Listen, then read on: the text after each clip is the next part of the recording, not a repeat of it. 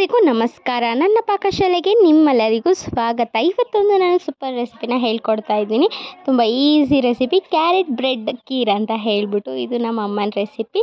ಇದಕ್ಕೆ ಬೇಕಾಗಿರೋದು ಬನ್ನು, ತುಪ್ಪ, ಹಾಲು, ಸಕ್ಕರೆ, ದ್ರಾಕ್ಷಿ ಗೋಡಂಬಿ, ಕ್ಯಾರೆಟು, ಇದಿಷ್ಟು ಬೇಕಾಗುತ್ತೆ. ದ್ರಾಕ್ಷಿ ಗೋಡಂಬಿ ಆಪ್ಷನಲ್ಲು, ಇಷ್ಟ ಇದ್ದರೆ ಹಾಕ್ಕೊಳ್ಳಿ, ಇಲ್ಲಾಂದರೆ ಬೇಡ. ಇವಾಗ ನಾನು ಹಾಲನ್ನ ಕಾಯಿಸೋದಕ್ಕೆ ಇಟ್ಕೊತಾ ಇದ್ದೀನಿ, ಅರ್ಧ ಲೀಟ್ರು ಅಷ್ಟು ಹಾಲನ್ನ. ಈಗ ಒಂದು ಪ್ಯಾನ್ ತೊಗೊಂಡು ಅದಕ್ಕೆ ತುಪ್ಪನ ಹಾಕ್ಕೊಂಡು ಕಾಯಿಸ್ಕೊತಾ ಇದ್ದೀನಿ. ತುಪ್ಪ ಚೆನ್ನಾಗೆ ಬಿಸಿ ಆದಮೇಲೆ ಅದಕ್ಕೆ ನಾನು ತುರ್ಕೊಂಡಿರೋ ಕ್ಯಾರೆಟ್ನ ಹಾಕ್ಕೋತಾ ಇದ್ದೀನಿ. ಒಂದು ಮೀಡಿಯಮ್ ಸೈಜು ಕ್ಯಾರೆಟ್ನ ನಾನಿಲ್ಲಿ ಹಾಕ್ಕೋತಾ ಇದ್ದೀನಿ. ಕ್ಯಾರೆಟು ಹೆಚ್ಚಾಗಿ ಹಾಕ್ಕೊಂಡ್ರೂ ಟೇಸ್ಟು ತುಂಬಾ ಚೆನ್ನಾಗಿರುತ್ತೆ. ನಿಮ್ಗೆ ಇಷ್ಟ ಇದ್ದರೆ ಹೆಚ್ಚಾಗಿ ಹಾಕ್ಕೊಳ್ಳಿ, ಇಲ್ಲಾಂದರೆ ಇಷ್ಟೇ ಹಾಕ್ಕೊಳ್ಳಿ ಸಾಕಾಗತ್ತೆ. ನಾನು ಇಲ್ಲಿಗೆ ಈಗ ಬ್ರೆಡ್ನ ಕಟ್ ಮಾಡ್ಕೊತಾ ಇದ್ದೀನಿ. ಸಣ್ಣದಾಗಿ ಬ್ರೆಡ್ನ ಕಟ್ ಮಾಡ್ಕೋಬೇಕಾಗತ್ತೆ.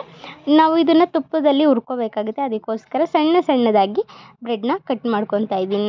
ನಾನಿಲ್ಲಿ 2 ಬ್ರೆಡ್ನ ಮಾತ್ರ ತೊಗೋತಾ ಇದ್ದೀನಿ, ಫುಲ್ ಬ್ರೆಡ್ ತೊಗೋತಾ ಇಲ್ಲ. ಜಾಸ್ತಿ ಕ್ವಾಂಟಿಟಿಲಿ ಬೇಕಂದರೆ ಜಾಸ್ತಿ ಬ್ರೆಡ್ನ ತೊಗೋಬೋದು. ಈಗ ಸಕ್ಕರೆನ ಹಾಕಿ ಹಾಲನ್ನ ಚೆನ್ನಾಗಿ ಕಾಯಿಸ್ಕೊತಾ ಇದ್ದೀನಿ.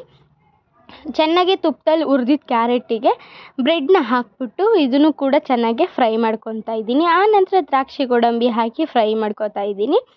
ಇದನ್ನೆಲ್ಲ ಚೆನ್ನಾಗಿ ಫ್ರೈ ಆದಮೇಲೆ ಸ್ವಲ್ಪನೇ ಹಾಲು ಹಾಕ್ತಾ ಇದನ್ನು ನಾವು ಮೆತ್ತಗೆ ಮಾಡ್ಕೋಬೇಕಾಗತ್ತೆ. ಈ ರೀತಿಯಾಗಿ ಸ್ವಲ್ಪನೇ ಹಾಲು ಹಾಕ್ತಾ ಮೆತ್ತಗೆ ಮಾಡ್ಕೊಂಡಷ್ಟು ಅದ್ರ ಟೇಸ್ಟು ತುಂಬಾ ಚೆನ್ನಾಗಿ ಬರುತ್ತೆ. ಅದಕ್ಕೋಸ್ಕರ ನಾನು ಒಂದೇ ಕಪ್ ಹಾಲನ್ನ ಸೇರಿಸ್ಕೊಂಡು ಇಲ್ಲಿ ಮಾಡ್ಕೊತಾ ಇದ್ದೀನಿ. ನೋಡ್ಬೋದಲ್ಲಿ ಸಾಫ್ಟ್ ಆಗ್ತಾ ಇದೆ ಬನ್ನು.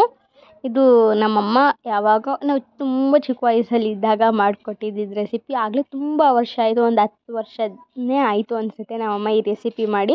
ನನಗೆ ಮಾಡಬೇಕನ್ನಿಸ್ತು, ಹಾಗಾಗಿ ಮಾಡಿ ತೋರಿಸ್ತಾ ಇದ್ದೀನಿ. ಈಗ ರೆಡಿಯಾಗಿದೆ, ಸರ್ವ್ ಮಾಡೋದು ಒಂದೇ.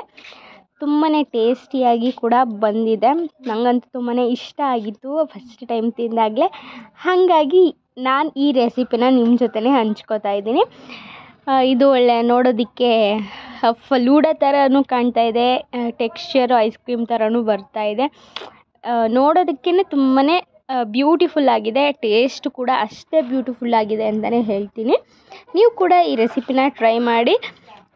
ಕೇವಲ 4 ಐಟಮ್ಸಿಂದ ತುಂಬ ಸೂಪರ್ ರೆಸಿಪಿ ಮಾಡ್ಬೋದು ಅಲ್ವಾ? ನೀವು ಕೂಡ ನೋಡಿದ್ರಲ್ಲ. ಈ ರೆಸಿಪಿನ ಟ್ರೈ ಮಾಡಿ, ಹೇಗಿತ್ತು ಅಂತ ನನಗೆ ಕಮೆಂಟ್ ಮಾಡಿ ತಿಳಿಸಿ. ಟೇಸ್ಟ್ ವೈಸ್ ಅಂತೂ ಅದ್ಭುತ ಅಂತಲೇ ಹೇಳ್ಬೋದು. ಇಂಥ ಸಿಂಪಲ್ ರೆಸಿಪಿನ ನಿಮ್ಮ ಮಕ್ಕಳಿಗೆ ಸಂಜೆ ಟೈಮು ಸ್ನ್ಯಾಕ್ಸಿಗೆಲ್ಲ ಮಾಡಿಕೊಟ್ರೆ ಅವರು ಕೂಡ ಇಷ್ಟಪಟ್ಟು ತಿಂತಾರೆ ಅಂತಲೇ ಹೇಳ್ತೀನಿ.